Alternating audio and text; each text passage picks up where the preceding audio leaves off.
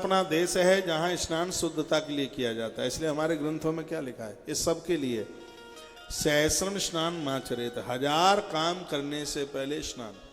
पेट में गैस क्यों बनती है, क्यों भर्रम भर्रा, रात का पचा नहीं है और फिर सुबह फिर थैला भर लिया है।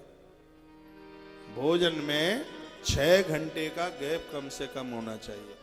रात को 1 बजे तक खाते हैं इन शहरों में और सुबह फिर बिस्किट चाय के संग लेना शुरू कर देते हैं। अभी रात का तो ऑयल पड़ा ही है अंदर, रात का तो अभी बाहर हुआ नहीं है, तब तक फिर भरना शुरू कर दिया। फिर कभी पेट में गैस बनेगी, कभी खट्टी डकारें आएंगी, कभी कुछ होगा कभी कुछ होगा। तो अपने आप को डस्टबिन मत बनाइए। खाने के लिए जीना नहीं है, जीने के लिए खाना है। जितना कम खाओगे उम्र उतनी ही ज्यादा बढ़ेगी।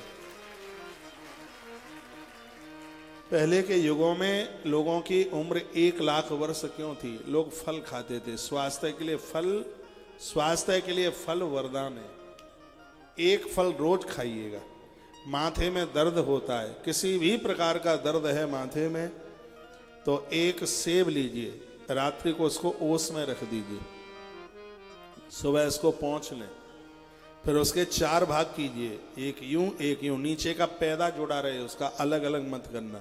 फिर उसमें काला नमक भरिए, 10 मिनट के लिए रख दीजिए उसको काला नमक भर के, और 10 मिनट के बाद उस सेब को खाली पेट खा लीजिए।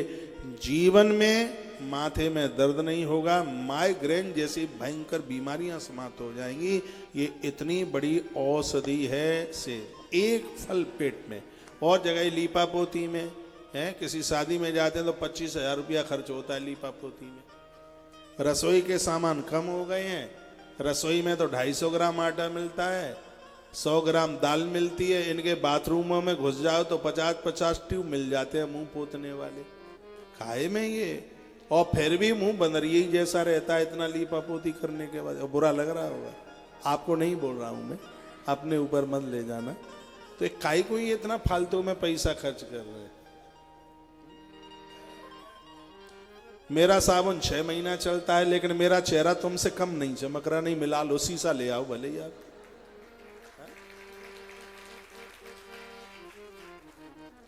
तो उसको थोड़ा खाने पीने के ऊपर उसको खर्च किया जाए। फालतू में ऐसे ही बर्बादी हो रही है? आदमी घिसा जा रहा है कमाते कमाते, 10 घंटा करता है नौकरी, और उधर घर देखो तो बजाय ये है ही नहीं। मैंने तो माताओं को देखा है, शादी में जाती हैं, क्या पहन ले, हमारे पास कछु है ही नहीं, और ट्रंक भरा हुआ रखा है। प्लीज ऐसा मत कीजिएगा। संयमित जीवन जीना। क्या अद्भुत कथा है। एक बार जयकारा लगाइए, बोलो बांके बिहारी लाल की जय हो, श्री हनुमंत बलवंत महाराज की जय हो। तो एक दई कतरण आगे स्नातुम या तो महीश्वर। स्नान की बात बोल रहा था, समय से नहाया करो। 1000 काम करने से पहले नहाओ। देव मंदिर में नहीं पहुंच सकते हम बिना स्नान के। मैंने तो यहां तक पढ़ा है कि आप पाकशाला में भी नहीं पहुंच सकते बिना नहाए। पाकशाला कहते हैं रसोई को। राजस्थान की संस्कृति आज भी वंदनीय है, बहुत प्रणाम करने के लायक है। वहां चूल्हा चौके पर आज भी ध्यान है। राजस्थान में बहुत ध्यान है। चूल्हा चौके को बहुत विशेष माना गया। आज भी वहां जाइए, सागर से आपके हाथ धुलाएंगे, पाम धुलाएंगे आपके, बैठने को बढ़िया सा आसन देंगे, और फिर जमाते समय सागर से घी भी परोस देंगे आपको। दाल बाटी चूरमा तो चलता ही है बढ़िया सा, जी पर पानी मत ले आना। आज भी रसोई को ताकत है वहां पर, नहीं तो रसोई सबसे ज्यादा कमजोर हो रही है।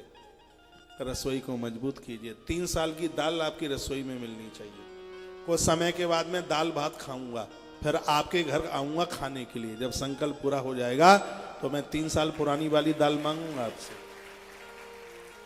2 साल पुराना चावल मांगूंगा, साल पुराना गुड़ मांगूंगा। ये आपके घर में, मैं किसी के भी घर में आ सकता हूं, बिल्कुल बिल्कुल पक्का।